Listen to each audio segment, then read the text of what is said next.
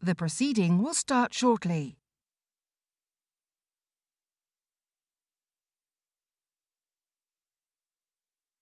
The proceeding will start shortly.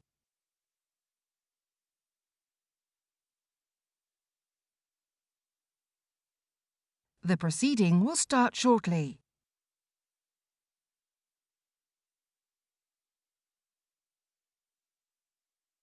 The proceeding will start shortly.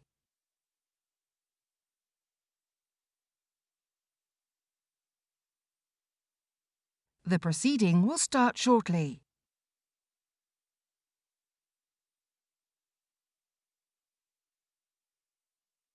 The proceeding will start shortly.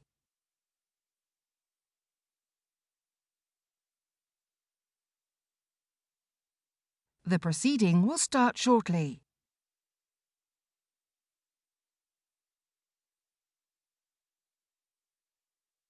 The proceeding will start shortly.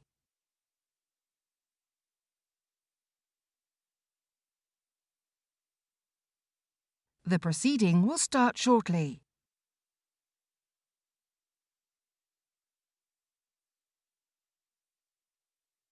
The proceeding will start shortly.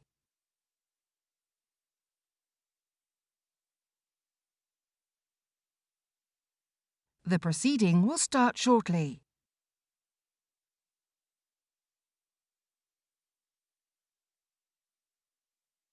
The proceeding will start shortly.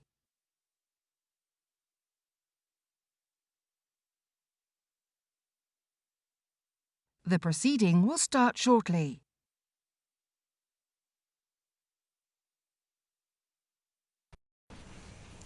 Good afternoon, and I welcome to this meeting of the International Relations and Defence Select Committee in the House of Lords, the Right Honourable Ben Wallace MP, who is Secretary of State for Defence. And indeed, can I say it's really kind of a welcome back, because it's almost exactly 1 year since you joined us for a couple of hours to answer questions on a very wide range of your responsibilities. But today, of course, thank you for joining us as we come to the very last evidence-taking session in our inquiry on defence concepts and capabilities, from aspirations to reality. And Secretary of State, I note, of course, that you're accompanied by two senior officials from the MOD. That's Major General David Eastman, who is Assistant Chief of Defence Staff, Capability and Force Design, and also Damien Parmenter, CBE, Director General, Delivery and Strategy. Welcome to you too. Now, at this stage, I always remind witnesses and members that the session is broadcast, it's on the record, it's transcribed.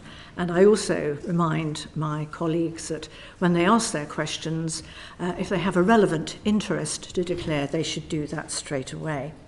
As ever, I will start with what is always rather a wide-ranging question, and I then turn to my colleagues for more focused questions.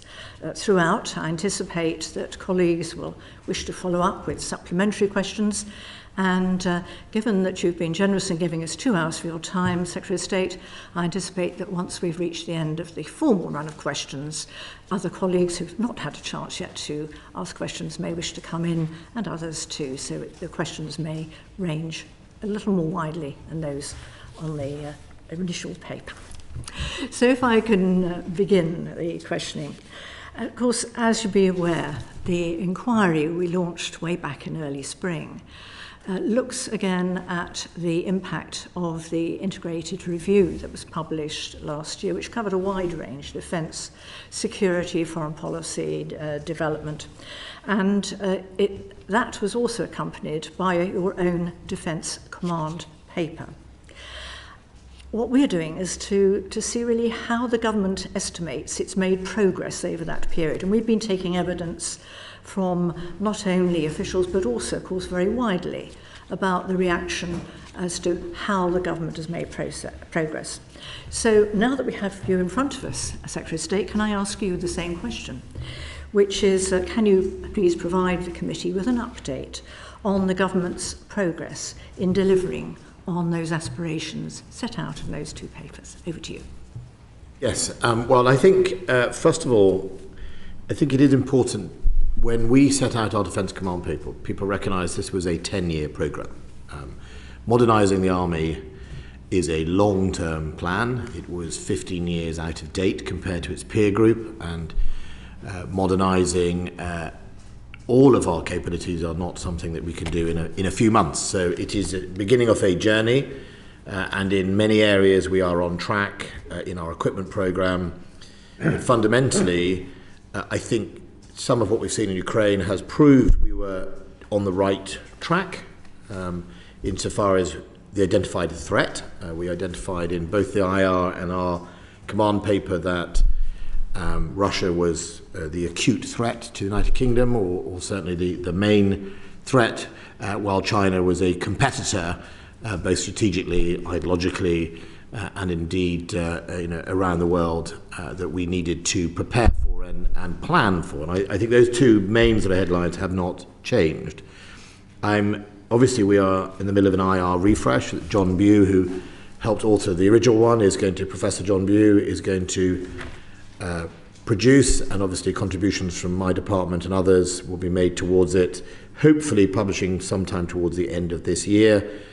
But obviously, we are having to take account of the economic challenges at the moment, and we'll wait to see what the Chancellor's budget produces. I myself will have a meeting with the Chancellor this week around what that means for my department. But I think the progress on some of the highlights, SONAC, the Secretary of State's Net Assessment and Challenge Office, has rolled out. We've appointed a director, and indeed we've already started doing a number of studies, and it's helped really drive some challenge already within the organisation. We have committed to a number of equipment programmes that is important, starting the process of obviously updating Challenger tanks, Challenger 3, obviously the Ajax. I've always promised I'm going to grip it and get on top of the troubled programme. Lord Campbell might laugh. I think you will find we're getting to a better place, and before I get run over by the political bus, I hope that somehow, one way or the other, we have eventually resolved the 2010 programme. That's how long it has been, as one of the big land capabilities. But obviously the investments in all the things that are deeply important to modernising the army are on track. Some of the sticking points still exist in the Air Force with pilot training, which I no doubt you have seen and covered, and we're determined to get to grips with. Then there is a head office reform that I will announce the details of. I was determined to reform the Department of State to make it ready for the 21st century and the challenges and how we do our business, and that will be published imminently in full details. That was my second determination. The reorganisation of the army, such as the creation of the Ranger battalions, has started to develop. Very early on, it was the Rangers that went to Ukraine within about 2 or 3 weeks before the invasion to train Ukrainians on the NLAWs, which is exactly what we felt was part of their role, which is the ability to help countries help themselves to build their own resilience, and the further development and selection of them and the investment on them is going in the right direction.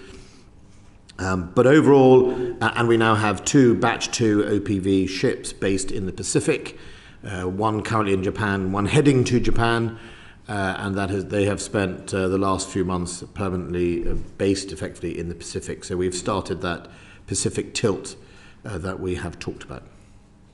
Thank you, Secretary of State. And can I just take you up on your final comments about the tilt to the Pacific? Because, of course, the Integrated Review, as you said, correctly predicted about a year and ahead just what a threat Russia could be when it then launched, of course, its illegal and unjustified invasion of Ukraine.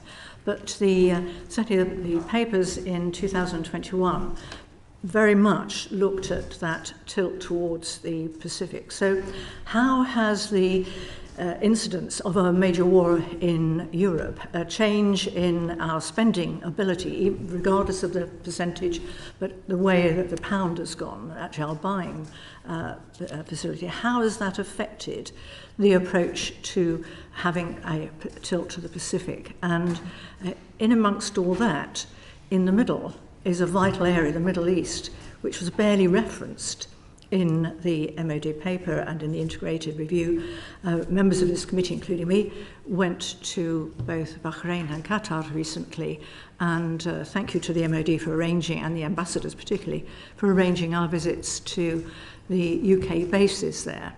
We're certainly very much aware of the importance of the Middle East and wonder why that was kind of just glossed over. All due respect, I think it was. It's mentioned Saudi Arabia, Gulf Cooperation Council, Oman, Qatar, Iraq, Syria are mentioned in equal balance to Germany, Italy and Greece in this. It is actually here. Our commitments haven't changed. In fact, they may be, in some levels, have increased. So our standing commitment to mine clearing in the Gulf, which is a permanent commitment, that still exists.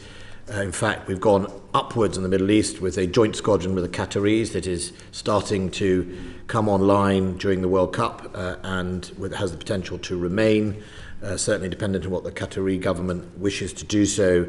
Our investment in Iraq continues at the invitation of the Iraqis, and I have effectively increased the commitment to Oman by demanding that we have at least 2 4-month exercises a year in Oman in Ras Madraka training area. That compares to pre-IR of about 6 weeks periodic training. So I don't think we have neglected the Middle East at all. In fact, I have a phone call with my Saudi counterpart after this session. So, and for anyone who knows me, Middle East is incredibly important. I think the number of trips I've done to Oman is significant as Defence Secretary and will continue to do so. So we have continued that investment in that space.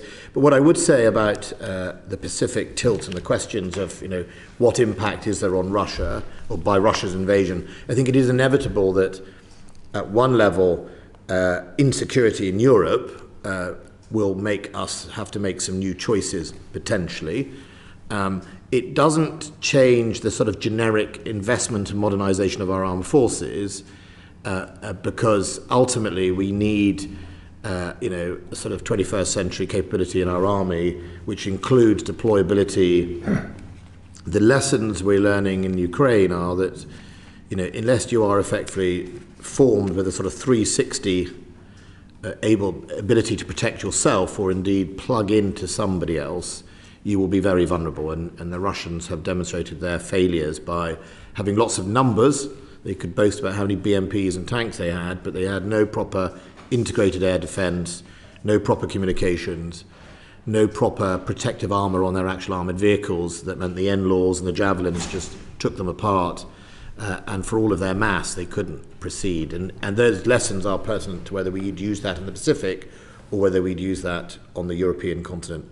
I think what has happened, and will be very welcome for all of us, especially those of us who remember the Cold War, is NATO is going to move to the position of developing regional plans in much more detail. Now, that is scheduled to report sometime about spring next year. And for those of you who remember the Cold War, in the Cold War, we each had our locations assigned. We all knew which part of the German border we deployed to. In fact, it went down to the detail that pilots even knew targets on a sort of D-Day.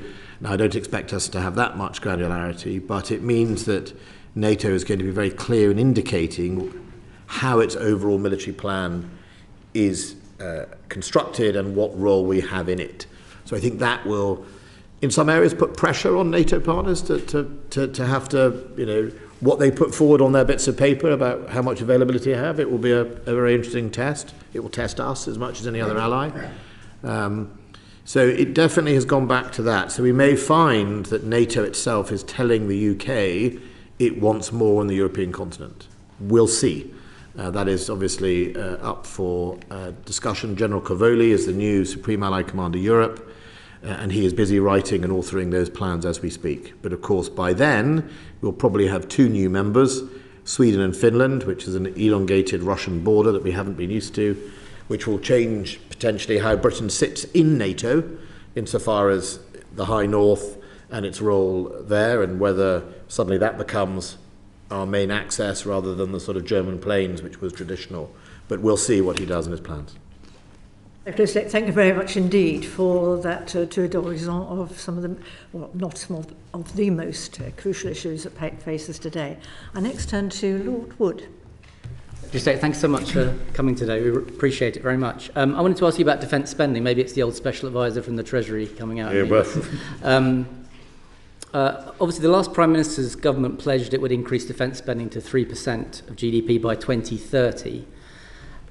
And obviously, the current Prime Minister and Chancellor are recalibrating expectations of what's happening in the short term. But firstly, I wanted to ask you how confident you are that the government will be able to maintain this commitment to the 3% target. And secondly, what within that scope for possible increase would be the main areas of defence that you would prioritise for increased funding, and why? Well, first of all, I would say I'm confident that there's a recognition that defence is moving up the funding priority ladder. And I get that also from your party as well when I talk to them. How fixed this new Prime Minister and the Chancellor is going to be on 3%, we'll find out at the budget, where obviously in the OBR you'll have to indicate your spending profiles. From my point of view, what I would say is what matters for me is the next sort of 3 or 4 years. I have my spending envelope that currently finishes in 24, and that was what our previous calculations was based on. So these next 2 years will really be seeking insulation from foreign exchange, for example, and indeed inflation. But if I can manage to get that, then I'm still on track to deliver the Defence Command Paper. Then we have that discussion about actually what does an increase in defence spending look like and to how far it goes. I think what's important is, you'll understand this from your time in the Treasury, you can't build a warship in 1 year. You have to get the profiling of your defence spending correct. That's important. So Treasury tricks of upfront big lots of capital to magically spend it in a year won't work. So, you know, if you stay flat till 2029 and then voomf, no one's going to be able to spend, as you know, significant amounts of money. So we're going to have to work very hard to try and get a profile that is manageable of lifting. And I think the big thing here is the culture. It's a really big cultural change for defence spending to increase at whatever level that is. If you really focus on our defence spending going back to 1991, you will see it has been a downward trajectory ever since then, both as a percentage of GDP and really in sort of cash terms. I mean, there's been efficiencies allowed to accrue, but fundamentally, you know, when I deal with my two officials on my left and the right, the institutional culture of expecting every budget to be a cut over 40 years has been a very difficult department to be in sometimes, to get them to understand that we have to think about investment, but to get the wider government to. You know, we've all got used to NHS, Bobbies on the Beat and education. They are 3 big things, and maybe they still are. And that's a debate for a general election, etc. But I'm confident that the argument has been made that defence needs to come back up the priority and investment. The next argument is how much by, and obviously as Defence Secretary I would like by significant amounts, but I also live in the real world. In the next 2 years there is a spending challenge we have to meet. I've got my envelope. Inflation is the biggest enemy of me, with a capital budget that ranges between 15 to 18 billion pounds a year roughly. That level of capital, unlike other departments, means that I am particularly vulnerable to inflation and exchange rate pressures. So I would like to get through that and then plan into the longer term. By get through that, you mean protect? Yeah. Make sure there's at least real flat line, yeah. as it were. Yeah. Or more. I mean, you know, it is obviously, you know, part of the implementing of the Defence Command Paper are some big capital projects, Type 26 frigates, Type 31 frigates. You know, we've got the first of Type 31 being made. Type 26 has sort of completed the first one-ish, you know, and the second Type 26 is on the stocks.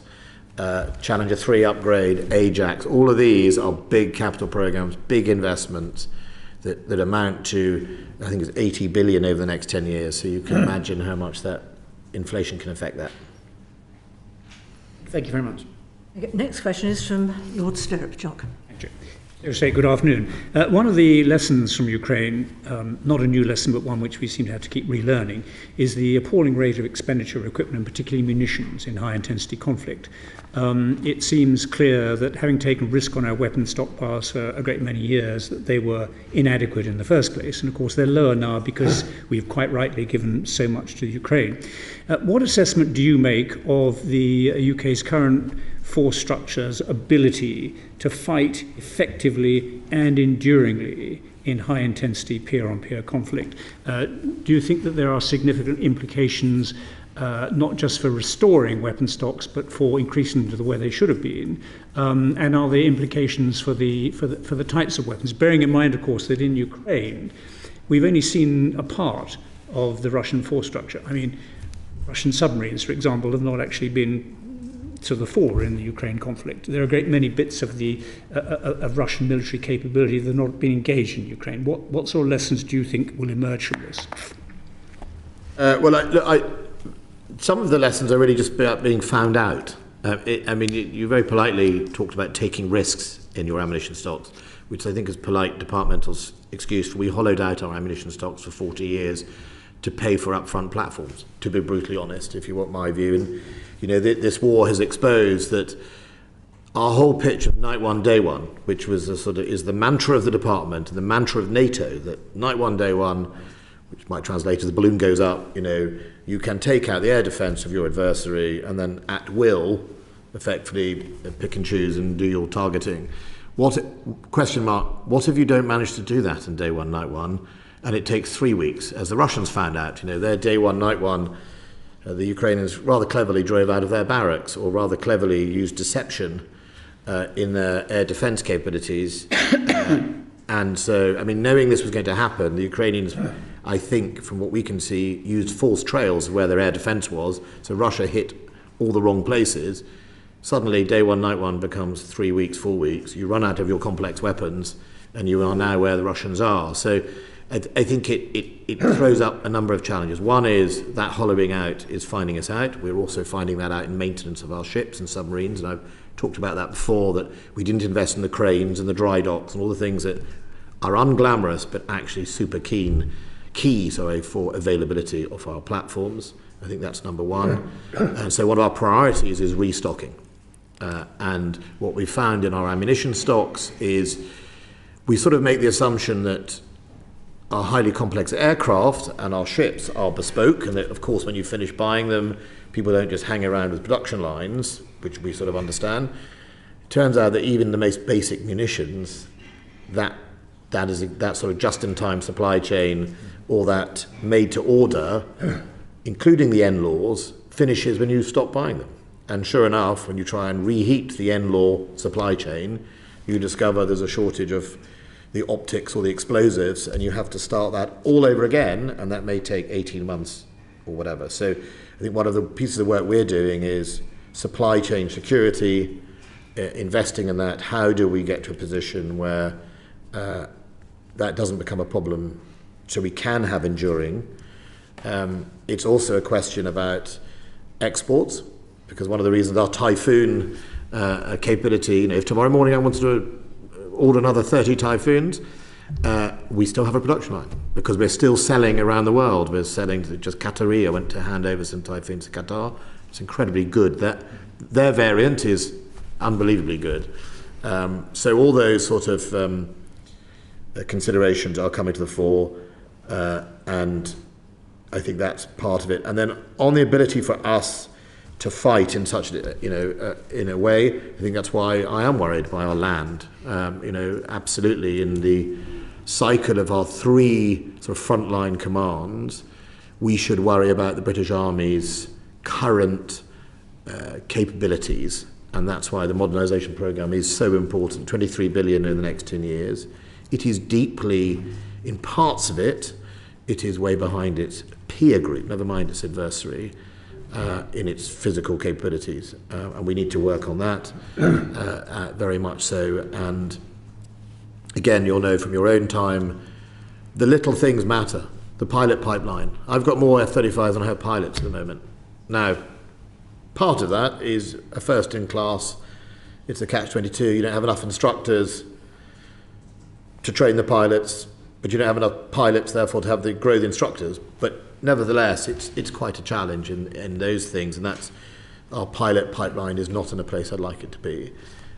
So we're currently out of sync between the ship, the aircraft carrier's regeneration, and the pilot's regeneration. So we have to fix that. But I think overall, we could do it. Could we do it enduringly? Not with the stocks we have. But we're not alone. I think every NATO member will be in that position. That, of course, just exacerbates the problem. And so could I just focus for a moment on the issue of industrial capacity? You said you can't build a warship in a year, and as you also said, you can't fire up production lines overnight either. So if the industrial capacity isn't there, you don't have the resilience. But the industrial capacity will only be there if the people who are investing in those industries are seeing a return on their investment and the prospect of a return on their investment in the long term. So that, of course, begs the question about the volatility of defence expenditure, particularly on things like munitions. There's got to be some reasonable prospect for industry that the UK and indeed other partner nations are going to continue buying those things over the long term. But of course, as we've seen in terms of managing the defence budget in the short term, all sorts of things happen, like cutting back on orders, all of which bounce back down that industrial chain. So you said there's a lot of work going on in this area. How will you address that particular problem? So first of all, there's the defence industrial strategy, which I'm happy to bring in Damon Pimenta on that. From my point of view, it goes back to that earlier comment about the culture.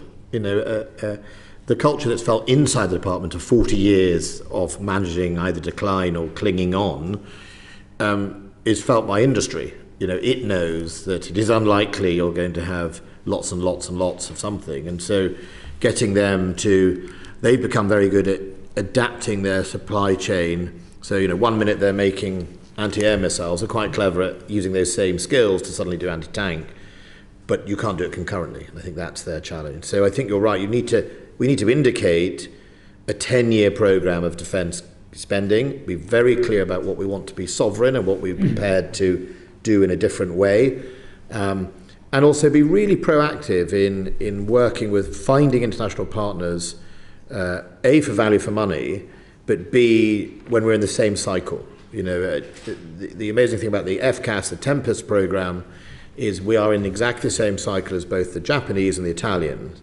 And if we can harness their future requirements at the same time as us, and we are prepared to not want everything beautifully bespoke just for us, and they are prepared to that, we can get into a place where we start to build volume. And volume is really key, for the defence industry. And the great thing about the Type 31, the Type 26 frigate campaigns is we've sold the design to the Canadians and the Australians, and the Type 31 is originally Danish, adapted by us, and now I think the Indonesians have bought it, and I recently was with the Poles, who I think have signed a sort of intent on that design. So definitely it's about that conversation, but the underpinning thing is a deep sense that there is a rising budget and we indicate how we're going to spend that. If it's feast and famine, I think we all suffer from that.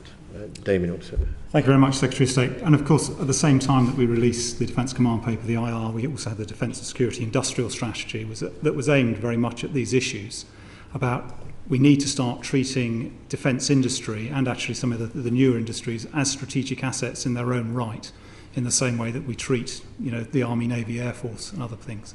So by treating it as a strategic capability, you actually start to set out what do you need inside the United Kingdom, what do you need to be sovereign, as the Secretary of State was saying. And then you need to work out how you're going to support it over a sustained period. So it's not feast or famine, and it's not constant competition in a very straightforward value for money sense. Actually, value for money is actually having the weapon systems at the time you need them. And I think that's being proven by what we're seeing in Ukraine, that you do need to have that industrial base that can support you as you go forward. Complex weapons with MBDA is a great example where the department said, actually, we are going to need to sustain this enterprise over decades, and where we've made long-term commitments with the company to ensure that we get those weapon systems on an enduring basis. And DCIS actually allows us to do that across the piece. So you saw the Land Industrial Strategy recently come out that was actually recalibrating how the Army seek their relationships with industrial partners to ensure a stronger portfolio across a long piece of time. So the industry partners, the army, understand what they're getting over that period of time. They get it at the right speed, the right pace, and you've got the people with the skills and expertise across the piece to look at a range of capabilities, not just individual programs, but a portfolio approach. So that's what we're trying to do with DSIS to support that. Thank you very much. Can I just comment that I've seen a lot of defence industrial strategies over the years, and they've all foundered because the sustained orders were not there in the long term. Thank you very much indeed. But it does go to one difficult contradiction that you have to balance, which is if you want volume, an armed forces our size will not be able to sustain the volume that some of our competitors have. So the United States volume, when they place orders, they're placing thousands. So what's a few hundred to sell from their production line? So they are always more likely to have a production line whirring somewhere away, whereas many of us don't. So having a consortium with international partners may not mean you make 100% of everything, but it does mean you are probably making volume enough to sustain it. And the Typhoon is the best example of that. MBDA is a consortium of German, French, British and Italian companies in it. So we're all making missiles for each other often. And if you go to their factory in Britain, you'll find they're making parts for a French missile, or you go to France, you'll see them making parts. And often, as you'll hear from our colleagues in this House, when you get the "Buy British," it's a slightly lazy phrase just thrown out there. Most things are now made by an international supply chain, not because it's all cheap, but because we have to get the volume. And car manufacturers are no different from ship manufacturers. And when we go to Glasgow and we make the Type 26 and 31, those ships in Glasgow and Fife, they're not 100% British. Right? They just won't be. Because I'm also trying to balance what I can find that's best for our people, but also where can we keep the skills up, and how can we, it might be the radar has to come from somewhere else or whatever. And I think that just being honest about that, there's very rarely 100% British made defence equipment, because that also gives us access to their markets. And if you shut yourself off and pull up a drawbridge, the United States couldn't even do that. Remember the F-22 Raptor, the most amazing plane of its era at the time. The United States couldn't afford its total buy, and they weren't allowed to export it to anyone. Hence the reason no one is making it anymore. It's just what happened. Thank you, Secretary of State. I now turn to Lord Boateng. Paul. Thank you, Lord Chair. Secretary of State, it's good to see you in your place. Your continuing presence amidst recent changes is a source of some assurance for those of us who care about the defence of the realm. The government announced in the Defence Command paper that it would be reducing the size of the army to 72,500 personnel, down from the previous target of 82,000. What was the strategic logic for this particular figure of 72,500? And will the size of the army be revisited again as the integrated review is updated, and if defence spending increases?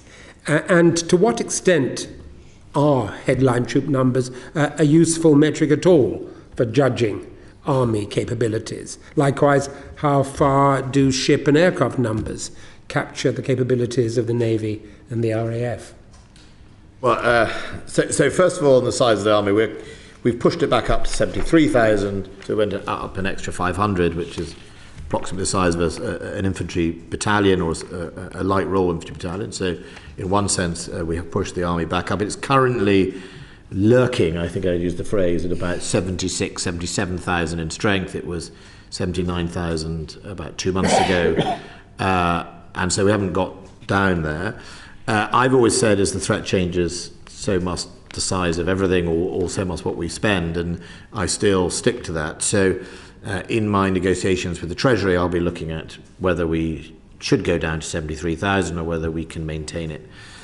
I think your second point about, is it a good metric? I don't think it's a good metric at all. And it has often been a metric just handed out from the Treasury in number 10 over the years, whereas any other business would seek to be given the challenge of how do you reduce your salary envelope. I mean, that actually should be the challenge to both the Army and the Department. If the Treasury has always favoured reducing its RDEL on defence spend. Capital's one thing, but salaries is liabilities, I think, in Treasury speak. And I think the real challenge should have been, and the fairer challenge over the years to the army is, can you reduce your salary bill rather than how many people you have? Because that's really what the Treasury is really after anyhow. So I have managed an agreement with the Treasury about 6 months ago that we'll push that challenge back to the army on a salary scale and ask the army if it can produce a different number based on looking at how it structures itself. I'm pretty struck, and General Eastman will be able to go updated you, that I think the infantry regiment I was part of probably hasn't changed its structure since 1930. I should think it's exactly the same, I would guess, the same number of lieutenants and captains and sergeants and whatever. It'll be interesting to see what the army comes up with. But I think, in one level, their salvation is in their own hands. If they could come up with a salary package that looks slightly different, they might be able to have more junior ranks and therefore more people. But there's another bit about managing the size of anything, which is, I don't think we've put it in our thought enough, in our contracts when we're buying new equipment, about reducing crews and reflecting autonomy, or indeed reflecting modernisation. So the Future Solid Support Ship, which is due to be announced pretty soon, the current crew of a Future Solid Support Ship, I think, is 115 people, if my memory serves me right. I gave it a challenge of, given the last time we built them was 30 years ago, or 25 years ago, could we do it with 10% less crew? Fun enough, you can. Not that hard, and times that by 3 ships, that's 30 less people, 35 less people. The modern 155 artillery pieces that are currently out in the market or being developed, they crew with 2 people. Our 155 AS-90s crew with 5. Now, that's not about a deliberate attempt to reduce the size of the armed forces. That's saying, well, look at modernisation. It then gives you the options of either having twice as many guns for the same number of people, or the same number of guns for half the people. That is a sustainable way to manage the size of the armed forces, based on what are the outcomes you can deliver, rather than a sort of arbitrary finger-in-the-air number, which seems to have always been there. But even within the professional ranks of the armed forces, they all have theories about how big their armed forces are. I didn't make up 72,500 off the top of my head. The advice was, and it didn't come from another service, the advice were some parts of the army decided that was the size they thought was the right size. Other parts of the army would disagree. Yes, well, I mean, Secretary, I've got your quote in front of me. As the threat changes, we must change with it, remaining clear-eyed about what capabilities we retire and why we are doing so and how they will be replaced.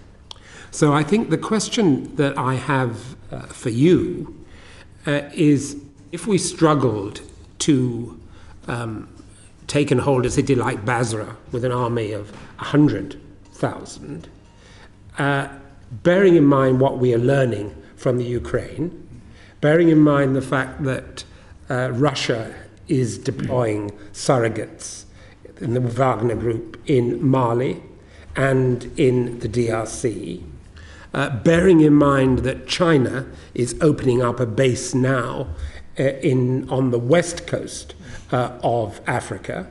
So they've got the west coast of Africa and Djibouti. I mean, are you satisfied that retiring 130 Hercules aircraft next year and retiring also 9 Chinook and 120 Puma helicopters, who do what you describe as the unglamorous but super key work of actually deploying those troops, are you satisfied that that is in fact in the best interests of the UK security and defence today? Well, you sort of answered your own question, Lord Patang. So first of all, we're retiring 14 C-130, and we're retiring 16 Pumas, if my memory serves me right.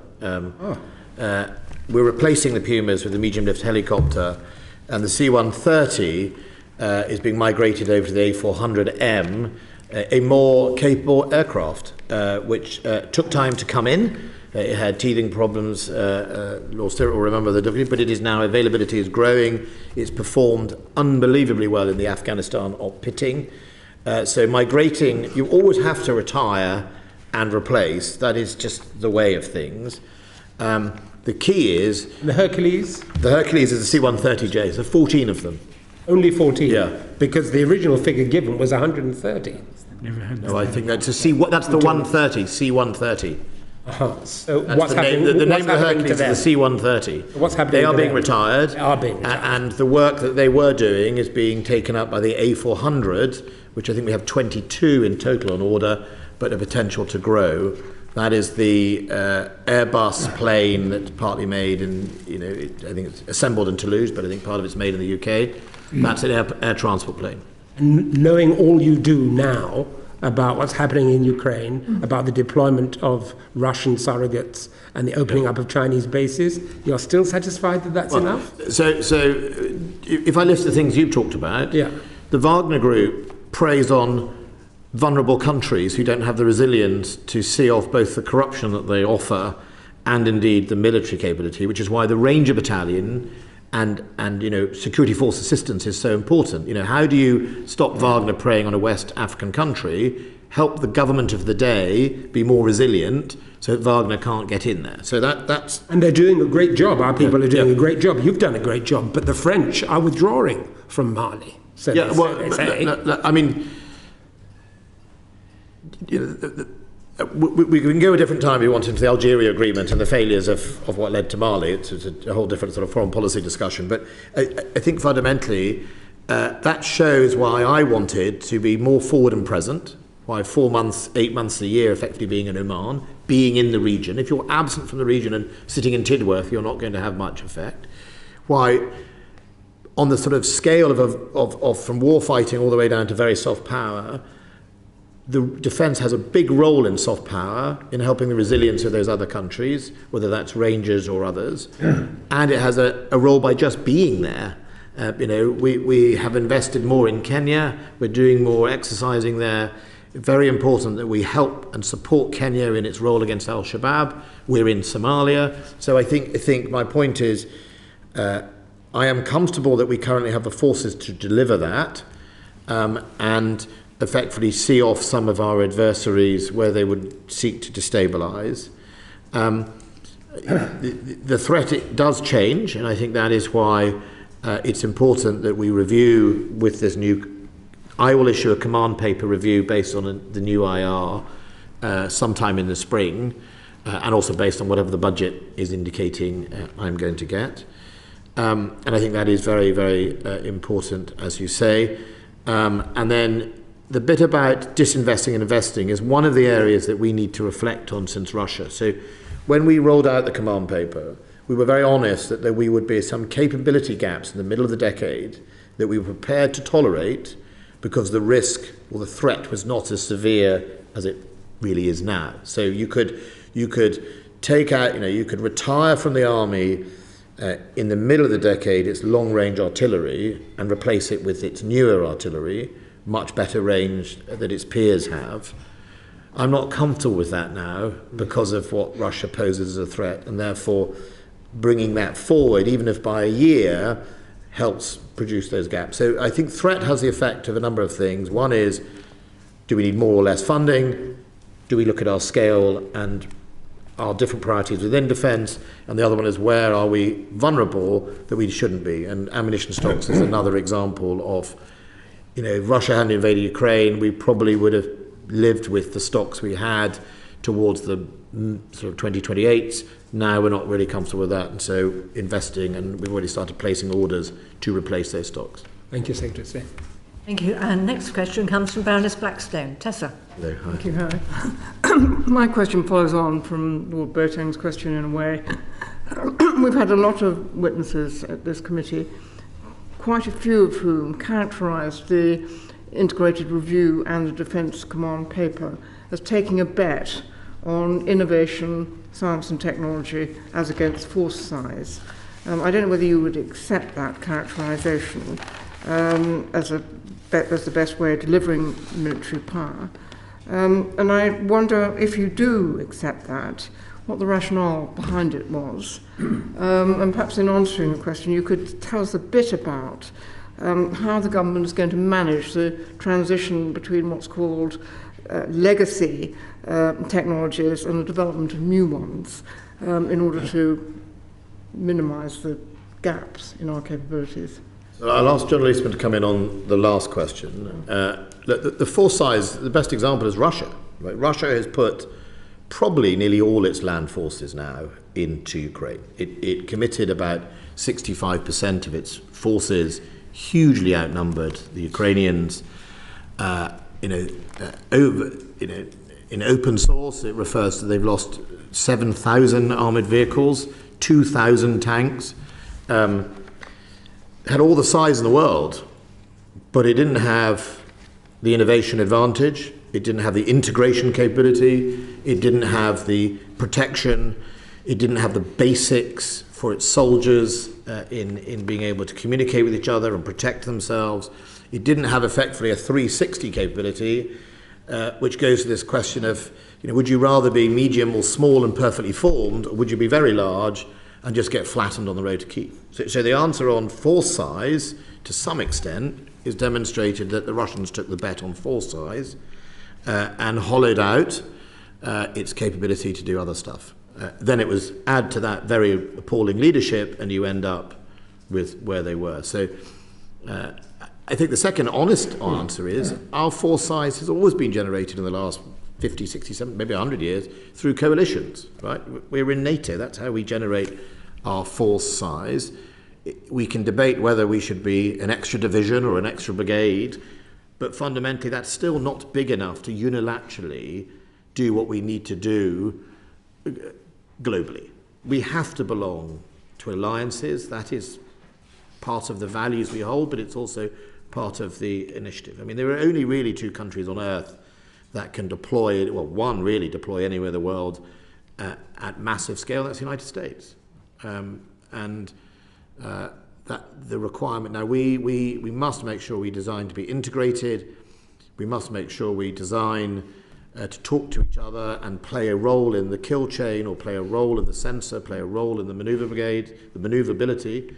But fundamentally, I think the last time the British Army was probably of that scale must have been in the 1920s to do it unilaterally. So we seek mass often by alliances, but it's also the challenge is, are we the right size for today's threat? And I think the direction of travel on our defence budget is to increase because, or was to increase, and we'll see what happens in the budget, is because the threat is growing, and so should we. We should reverse that direction. Then the big challenge is, and you'll never please anyone in this challenge, which is the balance of investment. So if we get a lot more money over the next 10 years, do I put more in the Air Force and less in the Army? Or do I put more in the Navy? Or do I put more in submarines and more in surface ships? It's an interesting question that never pleases many people, and is important that we get that in the right place. But unless you can afford mass properly, the question has to be, would you not rather have a perfectly formed, properly defended, capable unit size rather than just a huge number of people that we can play top trumps with? A lot of my colleagues want to play top trumps. What's the point of having hundreds of tanks if you can't protect them? Thank you, Secretary. So in terms of that transition process and minimising the risk of any potential gaps, there's a number of mechanisms that we're looking at. I mean, the first aspect is that we are constantly looking at force development and force design over time, and that looks over a whole period from now right out to 30 years, and there's a constant force development mechanism that is taking into account innovation and new technologies as they develop, and then we do force variation testing to understand how does that impact, or how might that impact the force design. So that enables us to try and figure out how does that fit into the construct as we're developing over time, and then how can we bring that forward and take advantage of that effect. So that's in terms of future developing capabilities. In terms of reducing that or mitigating against any potential gaps, it's a balance of investment between extending legacy capabilities to meet the in-service dates of incoming new technologies, which is a traditional way of doing it. But we've also combined that with a new novel approach that's being adopted or examined, which is about much more in the way of experimentation, fielding capabilities and then spirally developing those capabilities and then attempting to scale those capabilities that are successful, but being quick to decide when a capability is not going to be successful, removing that from the planning process and then moving on to other areas. That does require us to look again at how we procure. And so there are a number of developing mechanisms that are looking at how we might improve our spiral development processes and our procurement processes. Thank you very much. It's pretty hard to disagree with your quality over quantity priorities. But I just wonder if I could push you a bit on telling the committee more about what you were describing earlier in terms of cooperation with our NATO allies in relation to the question of innovation, supply chains. Where do we have the comparative advantage? Can you give any examples of projects that we have been developing with any of our NATO allies, particularly in Europe rather than in the US, where you can see the advantages of sharing and dividing labour in a way that produces more effective weaponry? So our complex weapon, a little stable of weapon systems, Meteor, for example, and Storm Shadow, through the MBDA consortium, effectively, which is that French, German, British, and Italian consortium of companies that create basically, for most, not all, but a lot of our platforms use those weapon systems. That's been a success.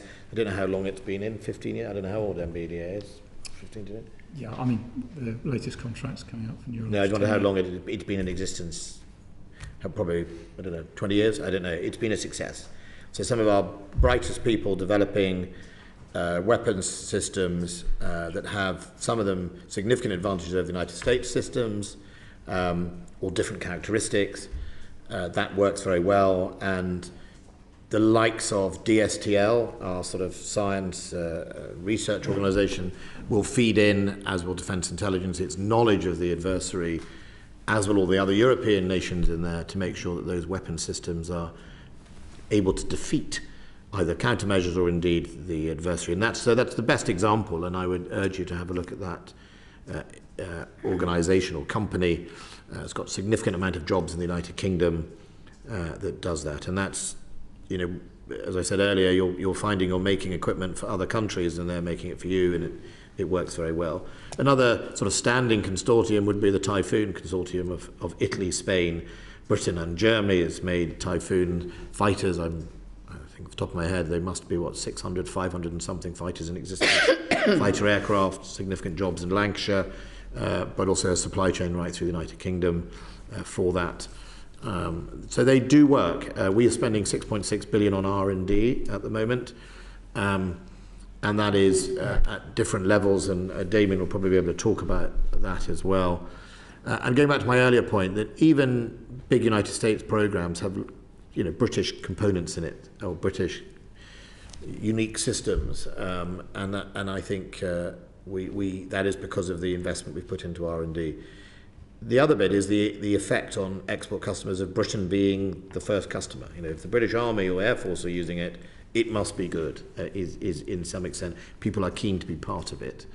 And our investment is in lots of areas. I mean, our latest investments will be around artificial intelligence and quantum and areas like that, but also around, the next generation of FCAS, the Tempest, the next generation of fighter.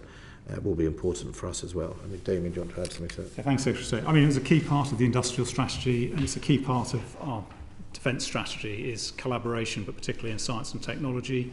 It's actually given us access to unique capabilities working both with the US, but also our NATO allies and partners. F-35 is a great example of where the contribution the UK was able to make through its science and technology programmes actually got us to be part of that programme. And again, the investment in science and technology both helps you fight today, but most importantly, it's about future conflict If we don't invest in science and technology, we'll be caught out by other nations that are investing. So you have to keep that constant upgrade, as Secretary of State was outlining. We've got real areas of UK expertise, artificial intelligence, quantum, biosciences, things like that. You know, we are a really influential nation, and therefore other nations come to us and they want to collaborate with us, which gives us that access to wider technologies. Critically for us as well is making sure that that science and technology is properly developed and then put into UK and international equipments at a speed that remains relevant to the sorts of threats we're seeing, and that's a large part of what we're trying to do with the defence industrial strategy. So it's not just a case of exciting science and technology not actually leading anywhere, it's making sure that we tag everything we do so it actually ends up in UK equipment, UK weapon systems, and that of our allies and partners. Have we done this sufficiently well with tanks? It's an obvious area where we've not done as well. The Challenger 3 is a great example of where we are catching up in that area. I think the comparison with a Leopard tank, is in the public domain to see. The idea of keeping up across the piece is critical. As has already been mentioned, we're part of NATO, so we decide where it's best to invest within an overall alliance structure. I think the most important thing for us at the moment is sensors and lethality across the force structure to actually give you the sorts of advantages you need on the modern day battlefield. And if you look at what the Russians are doing in Ukraine at the moment, they are crying out for those sorts of capabilities. Luckily, we are the ones leading the way there. Thank you. Thank you. Our next question comes from Lord Alton. David. Thank you, Lord Chairman. And Secretary of State, before we start, thank you. You made a reference just a moment ago in answer to Lady Blackstone's question to the county of Lancashire. And in the northwest of England, which we both know well, you're held in very high regard and respect for the role that you've played in withstanding the invasion of Ukraine by Putin and the illegal war there. Let's stay with Ukraine for a moment, if we may. And you said earlier on that we've learnt lessons as the conflict has continued.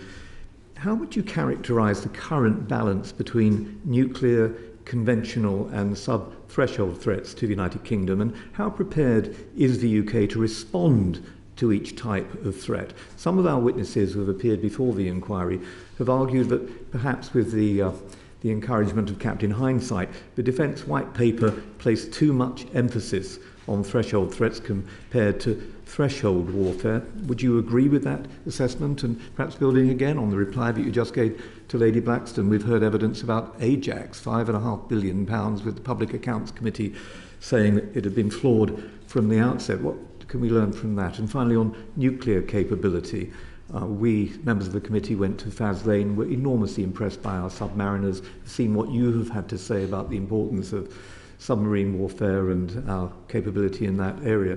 The integrated review announced what was previously a downward trajectory in the UK's own nuclear warhead capability and ceiling. What was the rationale for that? Okay, thank you, Lord. I thought we went up in the IR. We declared an increase in our warhead numbers. Yes. The stockpile ceiling. Yeah, we increased it. We increased the amount of warheads. It was the I get the exact for the committee, but it was a thing.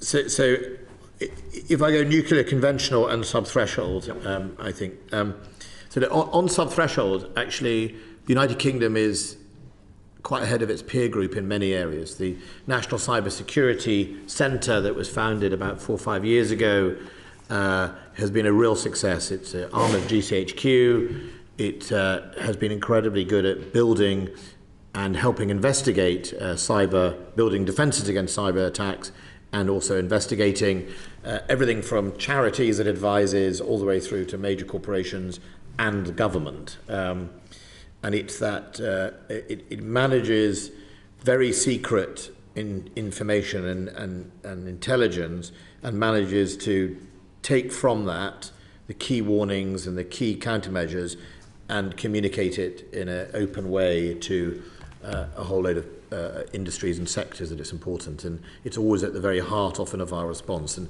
many other countries don't even have that.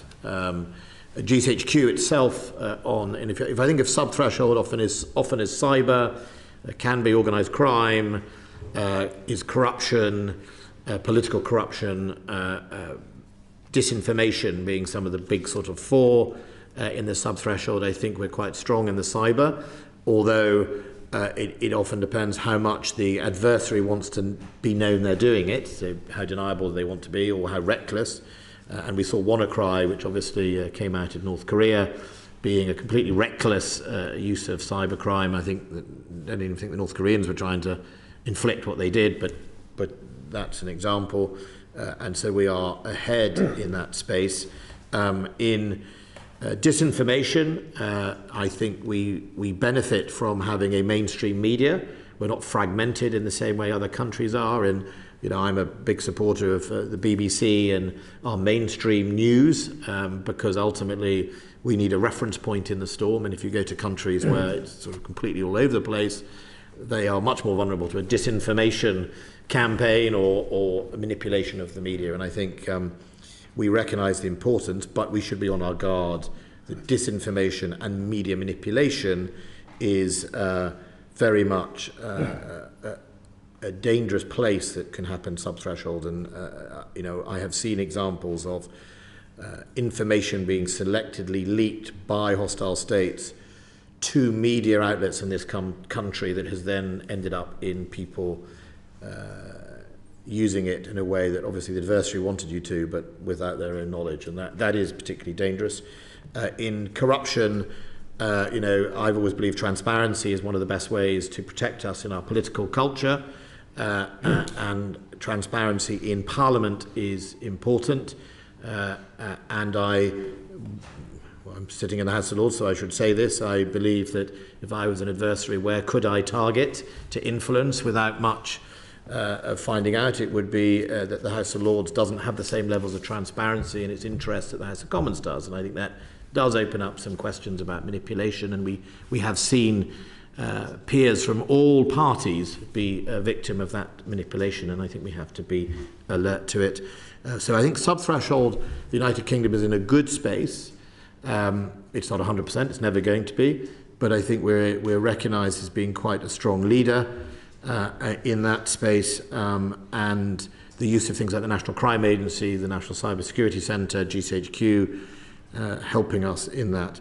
In the nuclear space, obviously, we don't really have this absurd concept in our doctrine of tactical nuclear weapons that the Russians refer to. And I should remind the committee that a tactical nuclear weapon is, in the Russian mindset, is roughly about 1 kiloton all the way through to 10 times the size of Hiroshima. So I'm not quite sure in anyone's real life that could be considered anything other than a big nuclear weapon. I don't sort of differentiate. I am pleased we have a nuclear deterrent. I am pro-deterrent. I think our deterrent has kept us safe for decades. And right now, with President Putin invoking nuclear one way or the other, whether that is dirty bombs or tactical nuclear weapons or indeed strategic comments, I'm pleased that we sit here with a deterrent that has a quality and capability that hopefully will deter, in my belief, our adversaries. And it's important we continue to invest in it. So the government's investment in Dreadnought, the replacement of Trident, is important, and I spend a lot of time making sure it is on track and on time, because it is really important. But we are, unlike France, for example, the United States, our deterrent is delivered through one method, just the at-sea deterrent. Other countries have 2 or 3 stools, or legs of the stool for their deterrence. So the French have obviously submarine and airborne delivered nuclear. The United States have 3, which is silos, airborne, which gives them their own resilience, as do the Russians. But I think our nuclear capability speaks for itself, and we're determined to be a leader in that with the other P3 countries. The P3, again, not a grouping of countries that are often talked about these days, but are becoming more important. France, Britain, and the United States, as the P3 nuclear powers of NATO, are incredibly important. That we work together in upholding the nuclear taboo that has been in existence since 1945. And I think that's in conventional forces, I think that's why the Defence Command Paper is determined to try and invest in modernisation to keep us ahead of the game.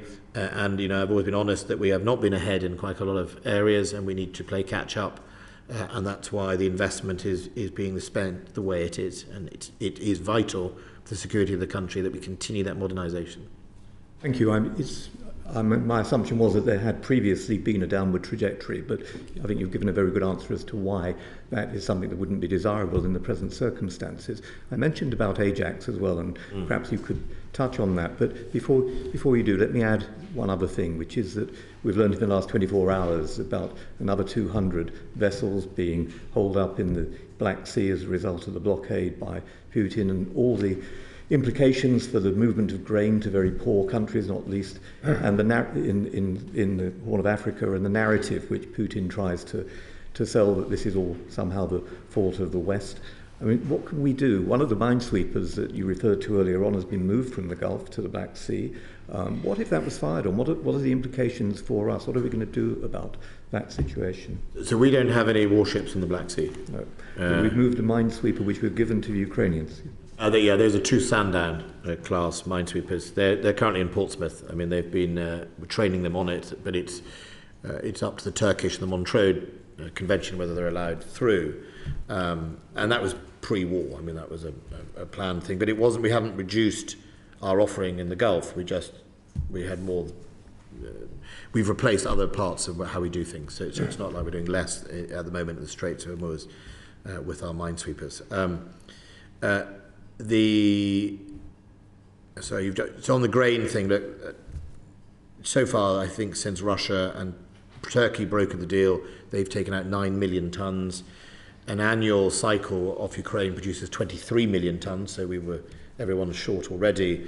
I think this is just an example of Putin using food as a weapon like he's used energy. I mean, it shows to the depth he will go. The worry of destabilization in Africa as a result. I think Yemen, I need to get the statistics the right way, but Yemen and Libya are very dependent on Ukrainian grain. Yemen, one of the poorest countries in the world. I mean, what does that mean? And as you say, the narrative is that it's all our fault. Is not. Now, it's difficult because we can't sell warships into the Black Sea to protect them. The Turkish have been actually very good in brokering the deal, and I will speak to my Turkish colleague. I was in Turkey last week to make sure we try and maintain that going forward. And I think it's important that we communicate with our friends around the world that this is the doing of President Putin. He didn't manage successfully to change that narrative apart to a few countries last time, and I'm hoping that he won't again, but we need to work on that. During our visit to the Gulf, we heard about the joint exercises between China, Russia and Iran. We were very impressed by the alliances which you referred to earlier on between the United Kingdom and others, but clearly the threat further east to the 23 million people of Taiwan and under the cover of Ukraine. What is your assessment of the dangers there, and what would be the implications for the United Kingdom? Well, I mean, China, it's in their plan to reunify Taiwan to mainland China. That has been in their plan, whether 50 year or whatever the plan is called. So that is it's not a secret. I think the question for all of us has been that Britain wants a peaceful process towards that. In 1971, I think the United Kingdom, alongside large parts of the international community, recognised the sovereignty of China over mainland China over Taiwan. There was a vote taken in the UN, and I think we took that view alongside many other countries. But the use of violence by a state that currently directly challenges our values of democracy and freedom, obviously is something that everyone is working to avoid and discourage. I think what you really have to look at in the Pacific is Taiwan is incredibly important, but the island chain politics is historically the big issue in the Pacific. The politics of the island chain and the disputes around waters and fishing grounds have been hundreds of years. And actually, if you look at what tensions there are between many of these countries, it's around freedom of navigation in the sea, their fishing grounds. And so Taiwan is a problem because if China were to violently invade Taiwan, it would indicate a Chinese determination to break all the international laws about freedom of navigation, the control of the Pacific that is actually not for any one nation to control. And that's why these artificial sort of islands that have popped up, or whatever they're called, are an area of concern, because what follows is an attempt to coerce shipping away from it, or indeed to strike through the international law of the sea, which I think is one of the most ratified UN treaties of all. I think 100 and odd countries have signed it, way more than any other type. So I think that is a concern. Thank you very much. Thank you. And Secretary of State, you refer to the law of the sea, and our previous inquiry was indeed on United Nations Convention on the Law of the Seas, which led us very neatly into the current inquiry, in fact. I next turn to Baroness Rawlings. Patricia. Thank you. Secretary of State, thank you very much for coming today at our last evidence session. I'd like to return to the integrated review that highlighted the need to create a culture that supports naturally integration, adaptation and innovation. And several of our witnesses so far have spoken of the need for cultural change in defence, such as improved business engagement and a higher risk of tolerance. What kinds of culture change I'd like to probe further, do you actually foresee and you think are needed in the Ministry of Defence? And what is the government actually doing to generate it? And conversely, does the Ministry of Defence, what do you feel it already does well, but there are areas where further reliance on private suppliers and tolerance for programme risk may be appropriate in your view? Well, I'm going to ask Damien Pimenta to answer some of that, if I may, Baroness Rawlings. I mean, I think from my point of view, it's more of a pan-government culture on defence, which is we've had decades of prime ministers wanting more and chancellors wanting less. We've had defence secretaries finding ways to reheat or indeed repackage efficiencies into spending or cuts into whatever. And we've had some military leadership that I think has always had to try and shoehorn the sort of impossible into something. And that's been difficult for our military as well. So I think culturally it's about transparency and being much more honest. And I was determined with the white paper that I wanted to say, look, I want to produce an armed forces that says what it does on the side of a tin. You know, we've had lots of decades of, I think, distractions. You know, look at this new platform, isn't this brilliant? When all along underneath, we haven't had the stocks, we haven't had the maintenance, we haven't had the key enablers that make it so important. So I think that is a cultural change that I've said earlier is required also across the government. The threat is going up, right? So the threat is going up. There's a war in Europe, and that means that all those sort of historical positions about what is the priorities of a government that we've all got so used to in every general election, and it will be very interesting at the next general election how each of the parties play what they think is a priority, may, in my view, should change. I've been security minister for 3.5 years before this job. I've spent nearly 7 years looking at the threat on a daily basis, and it has grown, and we need to recognise that in how we divide up the public spending cake. On the other parts to your question, I shall ask Damien to answer. Thank you, Secretary of State. So there's an awful lot going on culture inside the Ministry of Defence. You asked about what do we do really well, and I looked to our colleagues in uniform, and they are absolutely incredible. I had the pleasure of being at the Royal Marines' birthday dinner the other night, and there is a group of people who are actually at the cutting edge of military thought, outstanding individuals, envy of the world.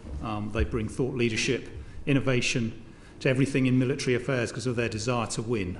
And ultimately, that's what we are good at in defence. It's that desire to win when given an operational context, a real mission to get after. And we must never forget that. That's the rationale for being here, and we're very good in the armed forces at doing that. But there's lots to get after in the defence culture sense. And I think it starts with the idea of the integrated review. That is about integration, as the Secretary of State says. It's not just about inside defence, it's with the rest of government. It's all the levers of power. And I think one of the things to emphasise is economics. You've seen the power of sanctions in the Ukraine conflict. Really important that actually we factor into the overall response to Ukraine, and how we think about that collectively in an integrated way with other activity in government's really important. You then get to, if I talk about what's happening inside defence, making sure that we are integrated. So it's not about 3 individual services, a strategic command, D&S and a head office. It's actually about how do we have one defence mindset, that every single part of defence gets after the things that are really important to the nation.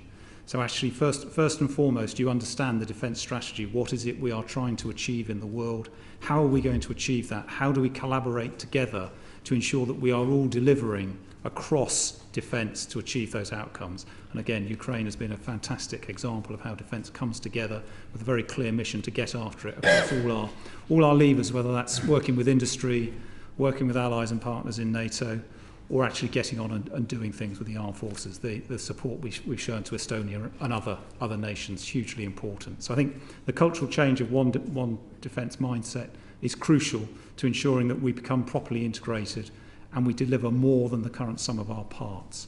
Empowerment is another big area of activity that we're getting after, making sure that we move beyond the hierarchical. One of the real strengths of the armed forces on a battlefield is having a clear hierarchy, being able to get after decisive action on the battlefield. Actually, what we need to do inside defence, particularly in the business space, but also as we think about innovation, making best use of science and technology, is empower everybody to come up with the ideas and the solutions that we need. Because I'm fairly confident that many people my age in defence and slightly younger probably don't have all the answers when it comes to being tech savvy and innovation. Actually, our younger folk are much better at it, and they'll bring ideas to us that we couldn't imagine. So we've really got to empower everybody. So I think that's one of the key things we're doing. Diversity and inclusion, hugely important. We make sure we're not all clones of each other. It's so important to make sure that you've got a diverse workforce that recognises opportunity, actually brings in ideas that you wouldn't necessarily spot if you all came from a similar background, one of the great lessons from Chilcot. So again, making sure we have that diversity and inclusion across the department. And I think finally it's making sure that everyone upholds the really strong values and behaviours that the Secretary of State and everyone else expects of our armed forces. And I think we're taking action to ensure that people are held to account and, if necessary, dismissed in some of the cases we've seen recently. Lovely. Thank you very much. You've explained very, very clearly, but what I would like to ask you and probe a bit further about examples of improved business engagement and risk tolerance, which you haven't really answered, which if I... Indeed. So again, returning to an area I know, the industrial strategy. So yes. The relationship I've had with industry over the last couple of years has been about very frank discussions, understanding where each other is coming from, understanding how working together we can actually be better. So rather than just looking at industry as a series of competitions where I want to get the cheapest aircraft or the cheapest missile, actually moving away from that about partnership to actually change that business relationship and partly bringing in business expertise into the department. So one of my defence my DG colleagues, Director General colleagues, has just come into the department from industry, bringing with her all the experience of working with industry. So we have that insider knowledge, and that makes us better as an organisation. A lot of our parts of the organisation are working very closely on innovation, working with new SMEs, new smaller, medium enterprises, to actually understand the art of the possible. So again, that's where we are working in a more business savvy sense. There's a whole range of reforms taking place in project management in D&S, our procurement agency, to actually make sure that everyone is properly upskilled to be more business savvy, to actually understand project management. So there's a major change transformation going on there. And again, that gets to some of the risk taking, actually understanding what is a responsible risk to take. From my perspective, I'm sure from the Secretary of State's perspective, a bigger risk is to be stuck in very slow programs that aren't going anywhere or take a number of years to deliver. Actually running with a slightly riskier innovative program up front and maybe being able to accept that it's not quite worked, and then moving on to something else is better than running with a program that takes 7 years, particularly when we've got technological advances coming at it at a rate of knots. So Lovely. we do have, if I may, we do have actually some rapid acceleration sort of interfaces with small and medium-sized businesses deliberately for innovation. So the Navy has something called Navy X, which is about rapidly bringing capability into the Royal Navy. There's quite a lot of risk in there. There's a lot of experimentation. Each service, I was just trying to ask what the name of the Army's version of that is. It's very, very important, and we've been using some of those lessons in how we supply Ukraine. It is stark contrast about, it seems that when I buy stuff for Ukraine, I manage to be able to do it in days and very few weeks, but when I want to buy a similar thing for myself, it can take months and months or years.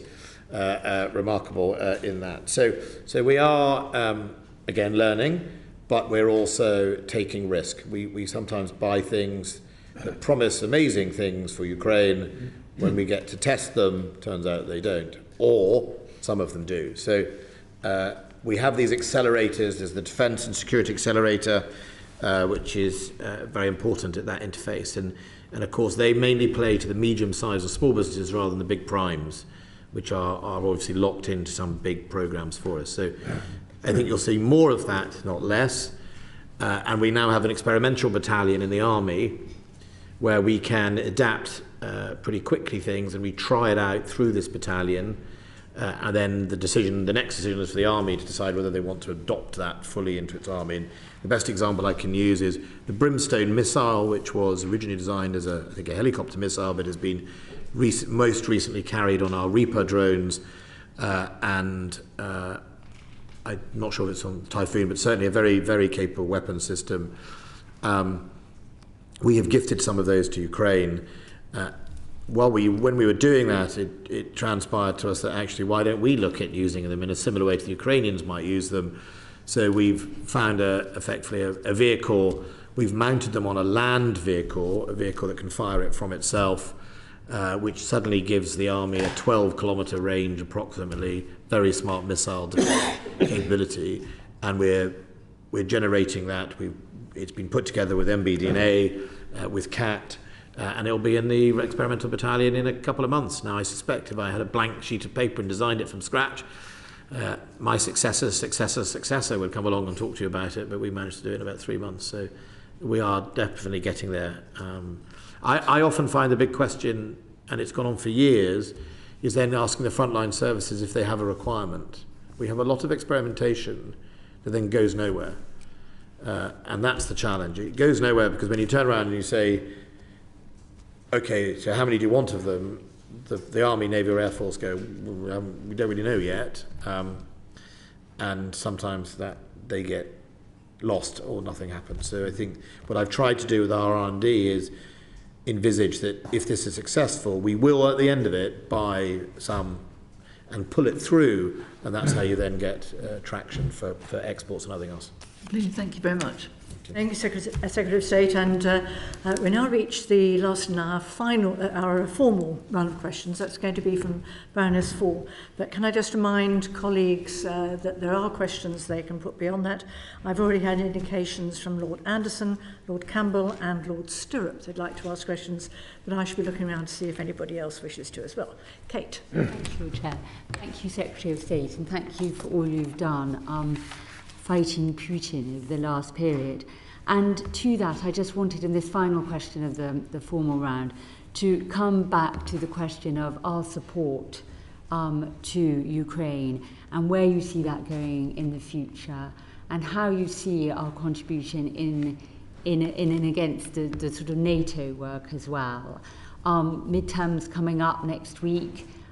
Curious as to whether you think that's going to have any sort of effect on the American commitment in terms of NATO, defence spending, that sort of thing as well. And to a point you said to one of my colleagues earlier, of course Putin's fighting this war in lots of different ways. You mentioned grain, energy, but also we saw, the pipeline blown up no one knows exactly who did that. But again, that sort of sidelining, what can we do about that? Thank you. So thank you. On Ukraine, look, I think if you stop the clock now, Putin is losing. I mean, Ukraine maintains the momentum. It is continually to take land back from Russia occupation. It is inflicting significant harm on the Russian army and air force. And so the direction of travel is that I think it is likely that by the end of this month, the northern part of Kherson will be depleted of Russians, or the Russians will have left that part, which brings into range parts of Crimea from long-range artillery that the Ukrainians held, or the HIMARS type systems. And in the east, Ukraine made significant advances a few months ago, weeks ago, and they continue to push and press on the Russian forces who are suffering poor resupply, running out of complex weapons significantly, and very low morale, desertions, people being mobilized and within days being sent to the front line, many of whom are dying, no food, no socks, no basic equipment, rusty guns. I mean, it is in a sense a criminal that their generals have sent them to war that way. So the momentum is with Ukraine. We have always said that we wish to support and help Ukraine to defend their sovereign nation, and that Putin should fail in Ukraine, and that it is for Ukraine to decide from a position of strength when it wishes to negotiate or what it wishes to negotiate. And I think that is important, that it is Ukraine's choice, it's not ours. We shouldn't be pulling strings on Ukraine. And they are in a current position of strength. How far they wish to push that is entirely up to them, and we will stand by them, as does the international community. The future, obviously, we have the winter coming up. I don't actually expect the Ukrainians to stop in the winter. I mean, we all sort of say, well, it's winter and everyone's going to stop. These are hardy soldiers, and both the Russians and the Ukrainians, that is their part of the world, and I don't think they'll just stop. They'll continue to press. And of course, the Ukrainians are now better equipped than the Russians in many areas. So I think the war will go on. The question then becomes how much, the race for resupply, and the international community through the International Donor Coordination Cell, which is international, Britain, United States, Canada, lots of other countries there. The EU are still in the business of finding supplies, either to gift in kind from ourselves, or indeed we're getting to a position now where we will be placing orders in production lines for Ukraine from around the world to make sure they can continue in their resupply and indeed hold their equipment levels to the right thing. But Russia will be doing the same.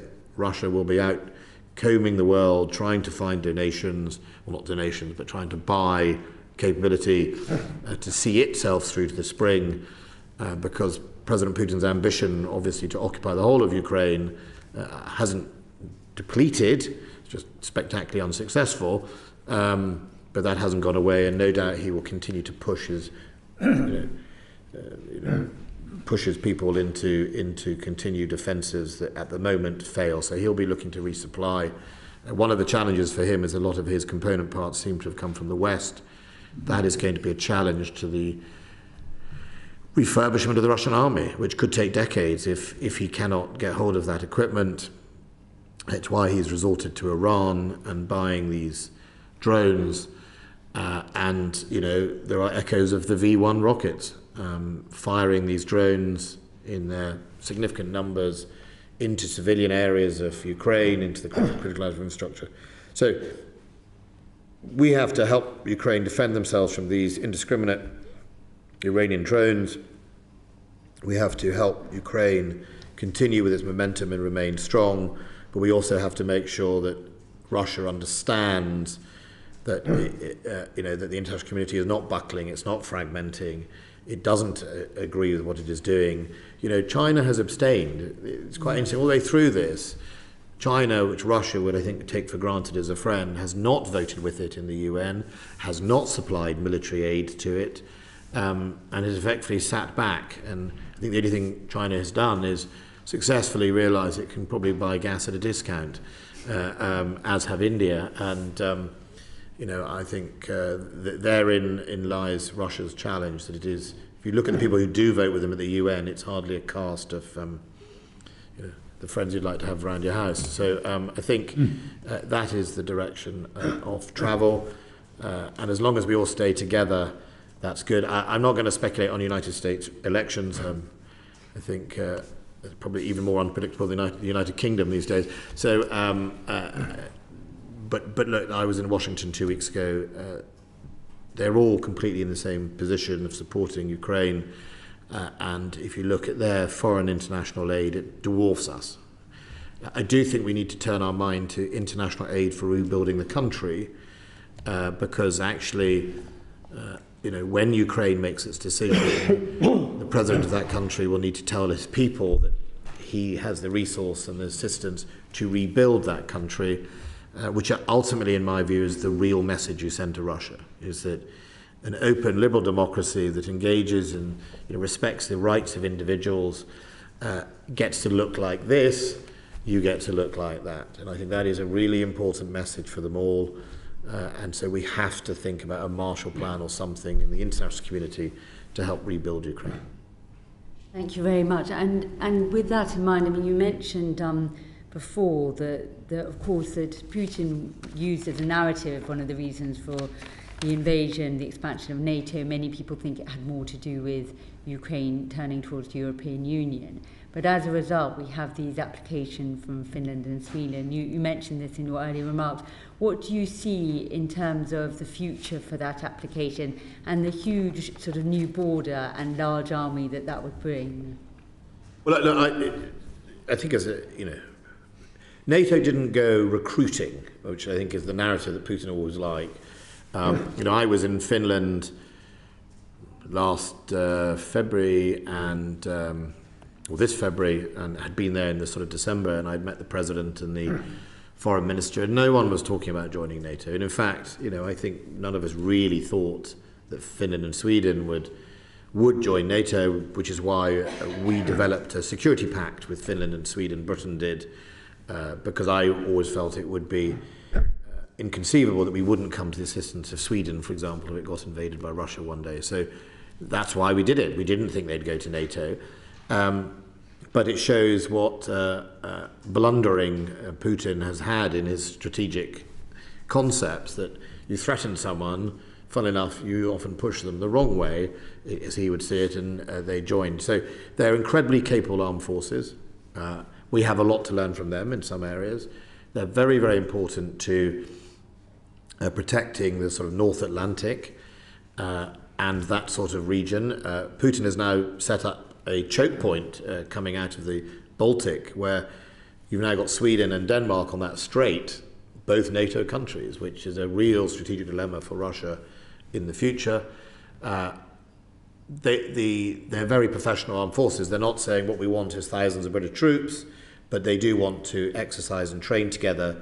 And we'd already started that process through the Joint Expeditionary Force, which is the 10 Nordic nations and Scandinavians, including Iceland, and Holland, and we'd already done a good few years of training together, even when Sweden and Finland were obviously not in that patch. So I'm meeting them all next week in Edinburgh.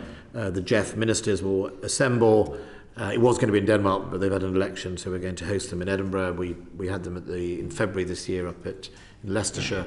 So overall, I think for Britain, it puts us in a really good geographic sort of cockpit with like-minded nations, and it can only strengthen NATO's capability, not weaken it, and gives a new dilemma to Russia that now he's got a very long border with NATO, something he always was terrified of.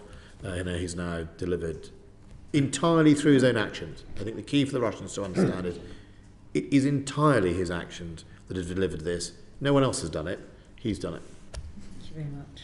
Thank you. I have indications from 5 members. That's Anderson, Campbell, Stirrup, Alton, Boateng, and we have got 27 minutes, so we'll try and squeeze that in, if we may, with your assistance, Secretary of State. So, Lord Secretary of State, in reply to Lady Blackstone, you've already touched on the dynamic relationship between unilateral contributions and those from our alliance, particularly, of course, NATO, where we were founding fathers and have contributed massively over the years. How do you see, in the light of Ukraine and generally, our relationship with NATO evolving? You've mentioned, of course, Finland, Sweden, a massive miscalculation, as you've said, by Putin, and they will be major contributors. Do you see within NATO a greater specialization?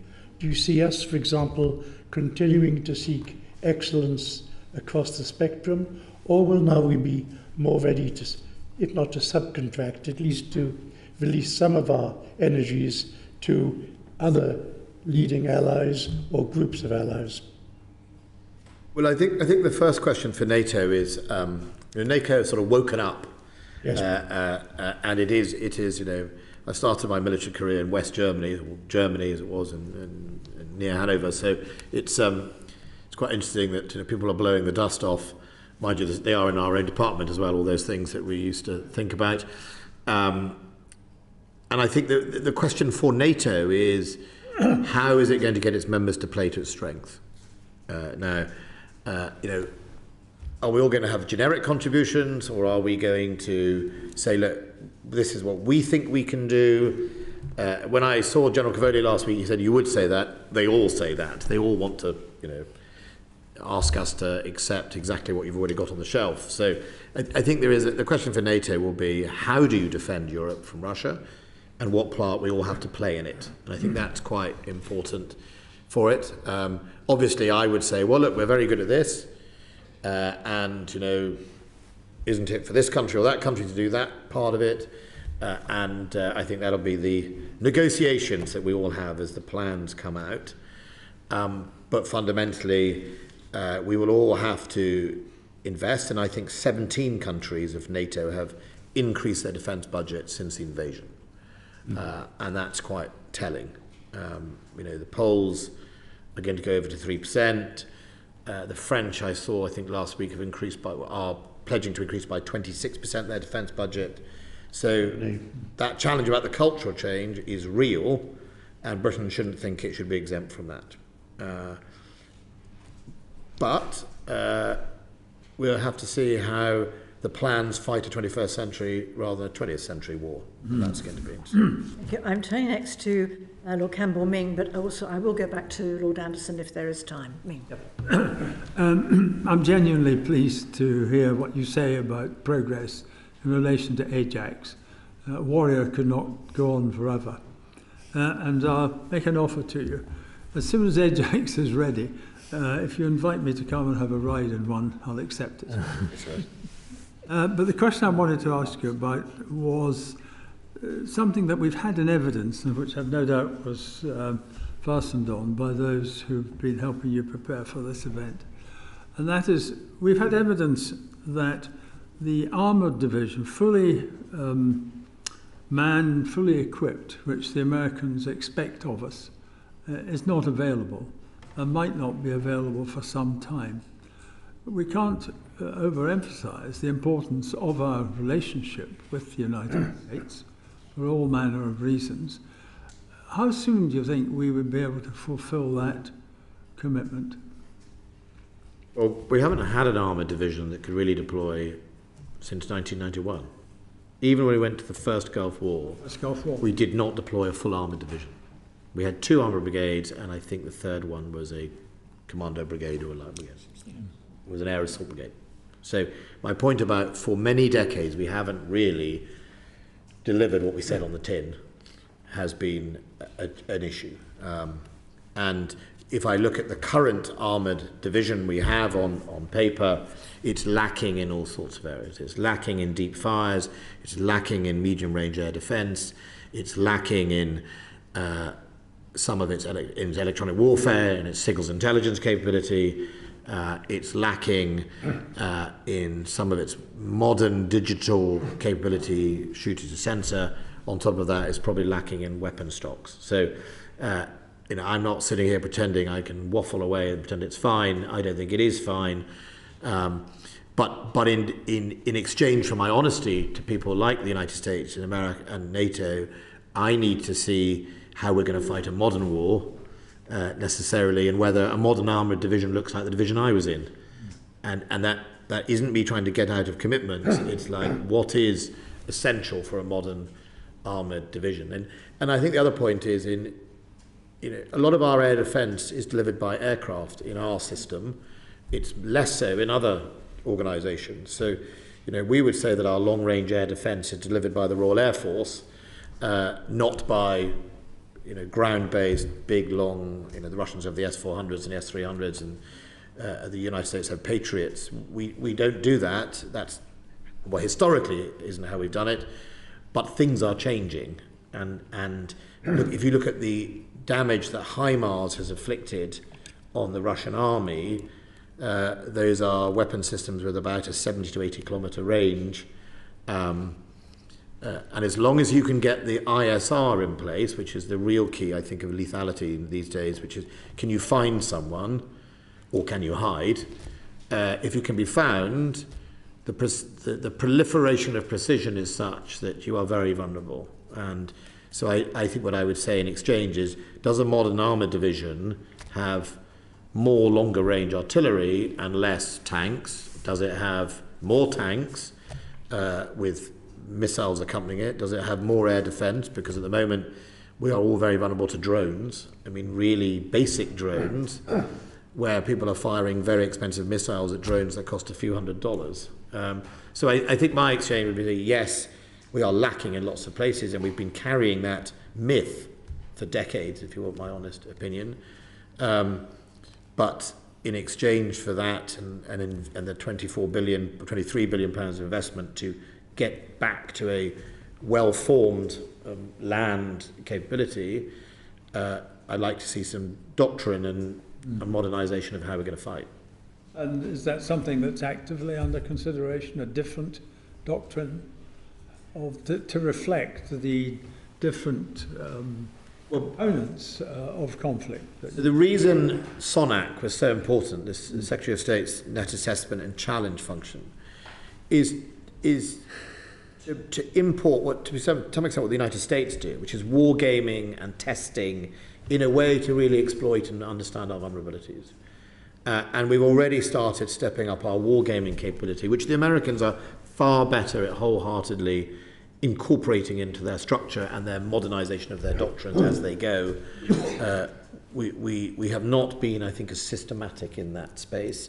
We've set up a wargaming school at Shrivenham, but the key is to get it into the whole of the frontline services and change how they think. And I think that's why that is quite important. And we've already seen that in Ukraine, and as we look at what happens to Russia next, wargaming will play a central role in that for us. I don't know if General Eastman wants to contribute. I think the other aspect of this is to think about effects that we're trying to achieve rather than thinking about specific capabilities and specific units of action. Okay. So, the whole point, I think, now, in terms of modern warfare, is it's about being as integrated as possible and having as much connection between the sensors and understanding of what's going on and those that can have an effect as you can. So it's bringing all of the domains together. So we need to think about our capabilities in a slightly different way and try and get away from some of the old terminology that we've been using, I think. Thank you both. Thank you. Lord Stirrup, Jock. I'd be grateful for your response to two questions which I think lie at the heart of this inquiry. The first is about prioritisation. The independent review in the Defence Command paper had long lists of challenges and aspirations, but were less clear about priorities. Now, you could argue that that's appropriate because priorities can change with changing circumstances, but it gave rise to the impression that our ambitions were outstripping our likely capabilities and resources. Would you agree that in the light of the review's identification of Russia as the acute threat and the experiences of the past year, that for the UK in defence terms, the main effort remains the defence and security of Europe, and that the Indo-Pacific tilt is more of a diplomatic, economic, technological endeavour, which is not to say that there's no military involvement, but the very word tilt gave the impression that we were tilting away from Europe, and that clearly doesn't seem appropriate at the moment. The second question is on the so-called bet on technology to provide us with an operational edge and to act as a force multiplier. That gives rise to two questions. The first is that right in principle? And you and others have given us some very powerful evidence in support of that. But the second is it deliverable in practice? And in this country, we have a very good track record of having good ideas, but we have a very poor track record of turning them into commercial successes, which, as we agreed earlier, is necessary if you are going to translate that through into capability in the field.